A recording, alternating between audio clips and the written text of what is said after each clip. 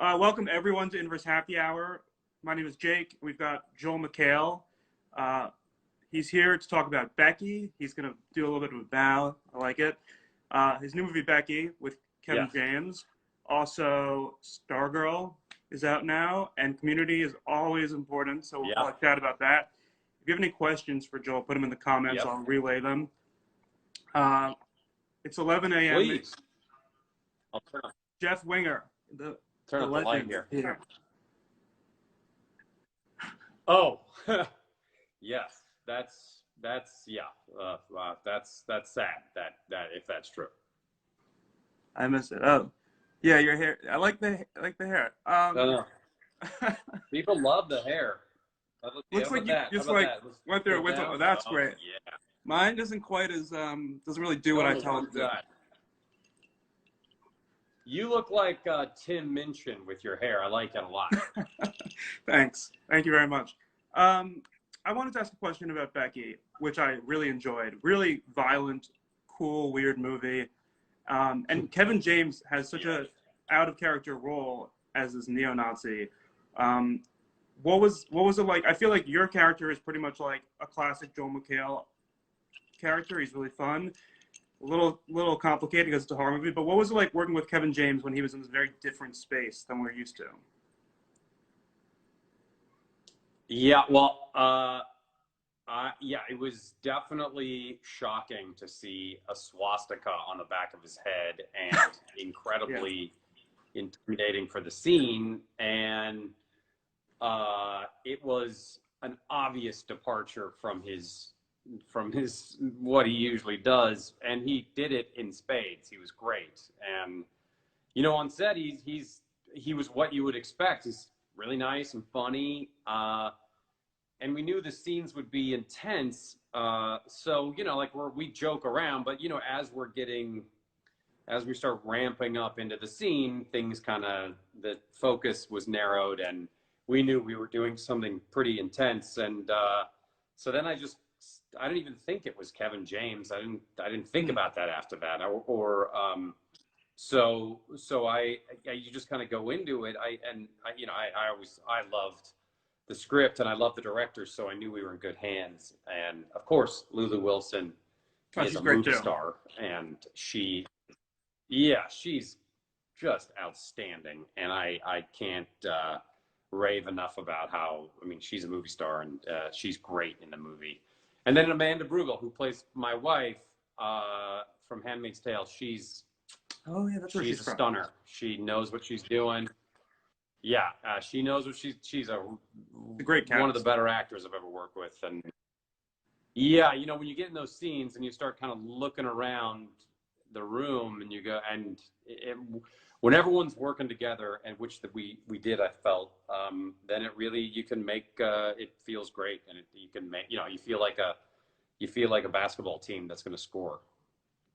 Nice. Yeah, that was the analogy. It's a good analogy. I like it. We're getting so many community questions. I know you've talked a lot already about the movie might happen. It seems more likely than before.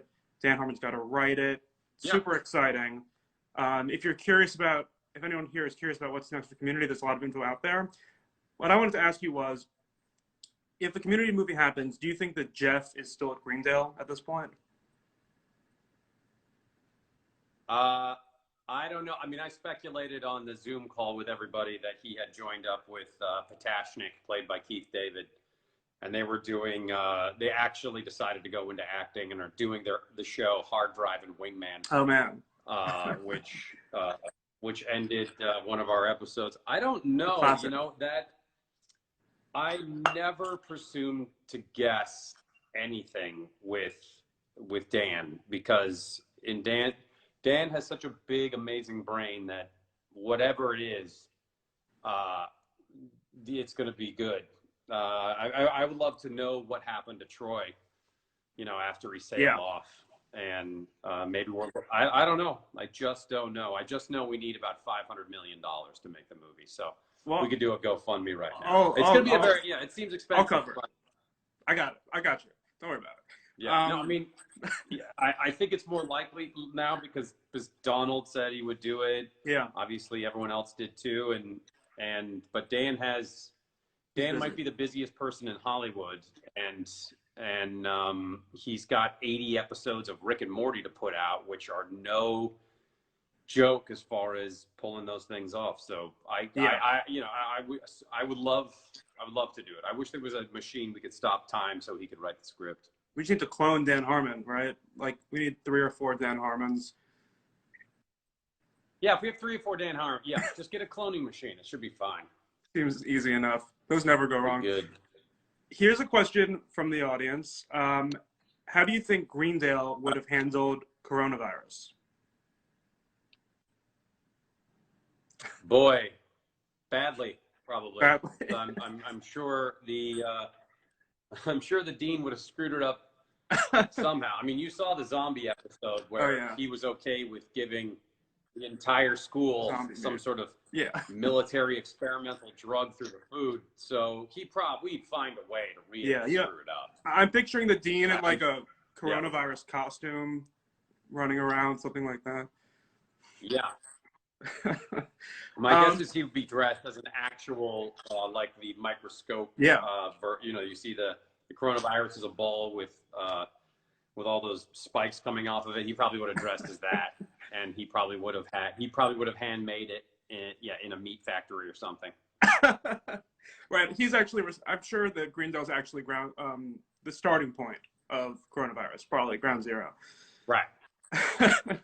Yeah. So Stargirl is out, and it's fantastic. You're great in it. I know you've got a few more episodes. And I feel like I've got a huge role. You're dead, but you're dead. But I know that you've been in it. You get punched by a few other people. It's been really astounding to watch. We'll see. I think my character will make a comeback, but I mean, not alive, but we'll see. It was really fun to make because I got to be a superhero for the first time, and that was a dream come true. I got to wear the tights. I had the whole suit made, and that was so cool. And Jeff Johns is a genius, so I was more than incredible happy to be in that show. And yeah, I'll follow that guy into any sort of battle not battle, but if he wants me to be in something, I'll be in it. Is what I'm saying. Absolutely. So I just wanted to say, where are you located? I'm in Brooklyn. So it's 2 p.m. So I've got a little bit of I got a little drink here. It's 11 in California. You got some coffee. Oh. Cheers. I got a tiny mug of espresso. Sounds nice. I just think Stargirl has been really good ratings and reviews. Everything that we write about it for the site just people love it. I'm curious, why do you think the show is really striking a chord right now with audiences? I think Breck Bassinger, who plays Stargirl, is she's very good, and it takes a lot to carry a show like that, and she does it with ease, and she's really good. And she just turned 21, so man, when I was 21, I was just fucking around. So but she's really accomplished. She's the right person for that role. I mean, she's great. And then of course Amy Smart and Luke Wilson are great. I wish I had all my scenes were with Luke, and I've only met Amy a couple times, but there's that part of it. And then you got Jeff Johns, who it's dedicated to his sister that passed away in the 90s. So you've got this great underpinning, it's like being on an aircraft carrier. You can feel the power behind it, and I've watched the first 5. I have access to the first 5, and they're all incredibly, they're really strong. And because the combination of superhero stuff with, like becoming a teenager and growing up is really well put together. I know that everyone gushes about the shows that they're on, but I read the scripts and I was like, oh, this is going to be good. And they have spared no expense. The show is really incredible. Big. It looks great. Yeah. I mean, all those super suits that everyone are wearing, those are all the same as, those same people that made Batman and Superman and all the Marvel, I went to those places for those suits, and they're no joke. And so they have not cut any corner. And Brett Bassinger has to work every minute of the day, but she's great. I think teenagers will like it a lot. I think adults can watch it with them because it's not just a teen rom-com or something like that, or teen angst. It's a bunch of stuff. Totally. Yeah, I think there you go. That was a long answer. It's got everything, and it's got this like vintage Americana vibe to it that's just feels really refreshing right now. So God bless. I know you sort of said earlier like you might come back. What do you think? Will we see your character again in season 2? I don't know. I mean, you'll see me in this season in a there's a flashback element to it, but I don't want to say too much. But everybody dies. No. You'll see. That was a really poor answer. So you'll see. Okay. I'm definitely, I come back in a way. That's good. Again, if you guys have any questions for Joel, we got some time left, so please put them in the comments. I did see one that I wanted to relay someone to asked, you. where did I get the tiny mug? Oh. Someone asked, where did they get the tiny mug? This is a vintage mug from 1970, and I'm not joking. Wow. As it says, ready? Oh, that's backwards. There it is. 1970. Nice. 1970, year before I was born. Impressive. Someone asked. Thank you. Someone asked who was the best rapper Go ahead. of the community group. Oh, me. You? Definitely was me. And I'm pissed at Donald. I gave Donald all his rhymes and beats, and he stole them from you. Wow. I'm pissed. Yeah, I wrote Backpackers, and he stole it. Yeah, I wrote Redbone. No, let's see. I mean, I'm gonna say Donald, but that seems to be, kind of an easy. No, Danny's beatbox is he's good. Pretty incredible, and there is some pretty amazing outtakes of Allison rapping, which I can't not recommend enough. It's in a couple of the DVD outtakes, so I'm sure they live on YouTube somewhere. I'm sure. But definitely go watch Community again, because hopefully that means residuals on Netflix. Well, this is the best part about the Instagram live. I can just do this. I think you left out the best rapper, the Dean. Come on. Dean's amazing. Yes. The Dean rap is iconic. He was sweating so profusely during that because he was so wanting to nail it. Jim Rash, one of the funniest people on the planet. And he kept doing it, and it was so funny. And then he'd be like, I don't like that one. And then he would do it again, and we were like, it continues to be brilliant. And it's so funny. Oh, man, it was so funny. Yeah, when we had that big Zoom call, it was like getting together with your best friends from high school. It was just kind of like, oh, right, we talk this is the language we established for 6 years. And I cried like a baby afterwards because I was just so happy to see everybody. And it made me, I was like, oh, right, that was a thing that happened and I cannot believe we stopped doing it 5 years ago. Man, it's been so long. Crazy. Speaking of 5 years ago, you did the Tiger King show, which was great. Tiger King came out like a couple months ago, but it feels like it came out 100 years ago, right? Like, what's going on now that the Tiger King feels like it came out so long ago? What do you think that says about the way we watch TV or the news or just life? Well, I think things with COVID, it obviously magnified everything. So every day was new news, and every day was something new that comes up. And the height of it reached, it was like, I have something like 300 million people saw it. And I think, it's one of those things where people don't realize that it's still going. It's still always trending on Netflix in the top 10 or top 5. Wow.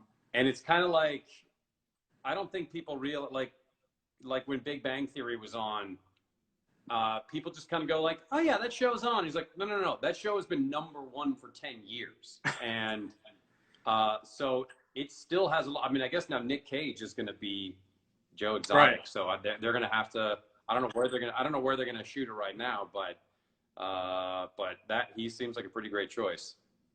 Yeah, that's pretty perfect casting. Yeah. So I just started watching. Because Pedro Pascal was on. Yeah, he's the right. community table read. He filled in brilliantly for Walton Goggins. I started watching Narcos, and I can't get enough of it. Oh yeah, another great Netflix show. Do you have any recommendations for us? Any great movies on Netflix that you think everyone should watch? Maybe something sci-fi for the inverse crowd. I would watch Bushwick. That's with Dave Bautista and The Becky director. Snow. Right? It is. I'm definitely recommending people that I know. That was so good, and Dave Bautista. I mean, both he and Brittany Snow are just terrific, and the whole premise of the whole thing is bananas, and it's wonderful. Let's see. As far as I really like. I mean, it's not. I like The Last Kingdom a lot. I highly recommend that. Yeah, it's a good one. That's not science fiction, but it's about how the British Crown came together. But it's not. It's when like the Danes occupied England, and there was no sort of like, oh, they're just going to come together and have this powerful dynasty. It was not that at all. Interesting. What else? I would watch The Endless if you want a really great science fiction movie, or Spring. These two directors that I love, and I got to work with that. And now but I got to work with these directors after I became a fan of theirs first, and right.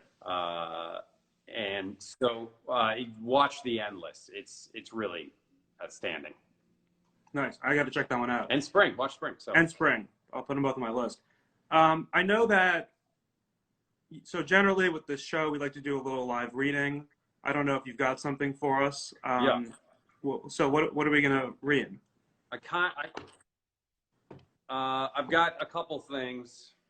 Oh, you got a multiple choice option I've here. got this is a drive-through Napa.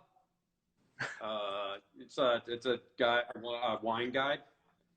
Interesting. Then I've got Beowulf. Ooh, that's a classic. And I can read it in Old English. They've got the English and then the Old English, and that's really, I was going to read something from American Psycho, but then I couldn't find my copy, and then I was like, oh, that's right, you idiot, you listen to it on Audible, because I'm dyslexic, so everything I have to listen to, so I don't know. You said you have something for me to read, possibly? Well, I have a community fanfic, which I found online, which is really great. It's basically Joel's character, your character, Jeff, telling Duncan about how you hooked up with Britta during the paintball fight. It's pretty funny. Oh, boy. But I also think Beowulf would be awesome. Okay. If you want to do like 5 minutes of Beowulf, I think that would be really cool. I got to do it for 5 minutes? Whatever you want to do, 3 minutes, maybe just That's a page. You'd think so, but it flies by. Okay. Okay. Do you want me to read? I'm going to read a passage in Old English, and then I'll read what I said. All right. Here goes my Old English. This is Joel McHale reading Beowulf. Let's do it. James Haney. Here we go. Gewat him a Saharida, mid his Hanskell, self after sand, say wrong trendin, wide Warudos, Warad, Kandel Skan, signal Sudan fuss, high Sia Dragoon, Ilan Gidon T des de Orla Hileu. Banan Ogenpios Pergam in Inan. Gengo Gua signing Gonen Gefranan. That's right. Gefranan, everybody. I said it. Pringres Dilan. Iglesia was Sia Beowulf. Snud, Guile said. Past or own wordig. Wegendra Cleo. Lid Gestella Legenda Waham. Hedo laces hall. To Hof Gongan. Prayed was Gearmed. Swarika Bibed. Fado Gestum Flet in non-weird. This is what I just said. Wow. Heroic Beowulf and his band of men crossed the wide strand, striding along the sandy foreshore. The sun shone. The world's candle warmed them from the south as they hastened to where, as they had heard, the young king, Olgenthau's killer, and his people's protector were dispensing rings inside his bond. Beowulf's return was reported to Hygelac as soon as possible. News that the captain was now in the enclosure. His battle brother back from the fray, alive and well, walking to the hall. Room was quickly made on the king's orders, and the troops filed across the cleared floor. That was great. There you go. Man, Old English is nothing like New English. Very different. It's almost as if it's a different language. Yeah. Well, thank you so much for reading that. I'm sure it was possibly the best read you've ever had. It was maybe the best thing I've ever heard in my life. Rutherford is a winery. Moderately warm, the climate. Influenced slightly by early morning fog. Okay, I'll stop. Thank you so much. All right. Well, I know you've had a busy day, and I don't want to keep you any longer than I have to. Unless you want to just keep reading. Is this the greatest? Do people really read for like 5 to 10 minutes? Yeah, even longer. I mean, sometimes it's someone who's reading their own material, so that's a little different. You know, it's a book they wrote. Yeah, I find. Yeah, I'm deep down. I'm horrendously boring. So you would lose interest very. I'm trying to. I wanted to read American Psycho, as I said. So maybe fun. I'll come back and read American Psycho. Would that be good? I would love for you to come back and read American Psycho, Joel. That'd be really fun. All right, Okay. Before you go, now that I've got you confirmed to come back for American Psycho, that's a contract. Thank you so much for joining us. Great. So, Becky is out now. Obviously, things are a little weird, but how can people see Becky? I know there's a few different options. Well, apparently, it was the #1 movie for drive-ins, or right up there. The #1 R-rated movie. I think it's the #1 R-rated movie for drive-ins, I think. And so I'm just going to claim that. Hello, Brazil. And hi, Thea Gum. Yeah, I think it's video on demand in 1,000 different places. If you just type in Becky, the movie, it will take you to where you need to see it. I think you have to pay $8. And Flowers from Vernon is pregnant. Congratulations. Yeah, no, I will. I'll read American Psycho next time. I love it. All right, one more question, and then I'm gonna let you go. I've been listening to Darkest Timeline. Go ahead. And it's hello, France. I love Darkest Timeline. It's really fun. Says hello. Hey, everyone. But I can't help but feel like you hate Ken Jeong. You're constantly roasting him. Is that just a character you put on? Are you guys best friends? No. Well, see, Ken's not talented or funny, and he's not famous. He hasn't really done any work, and he doesn't have any popular shows. When I carry him through what? He has no popular shows on TV right now. Say again? Nothing he's on is popular. So I'm doing this as more charity to him. And when I carry him through each show, it really is great for him. Yeah, you're really. It's like charity work. Yeah. No, Ken and I, we have a language, like I talk to him a lot and we chat all the time, and our chats go on for a long time. So we just kind of translated that into our podcast.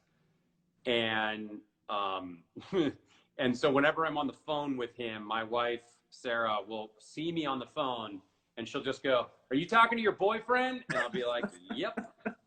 And so, yeah, you know, that's how it goes. It's beautiful. All right. So, yeah, no, I love him to death. And don't tell him I said anything nice about him. Never. Well, thank you so much again. And for everyone tuning in, thanks for watching Inverse Happy Hour with Joel McHale. This is going to be on YouTube very soon, so you can watch the reading and the interview and all of it over and over. And we'll be back again later this week and next week for more episodes. Thanks so much, and have a great day, Joel. Hey, thanks for having me, and I can't wait to come back and read American Psycho. I'm looking forward to it. All right, bye. And cheers. Cheers.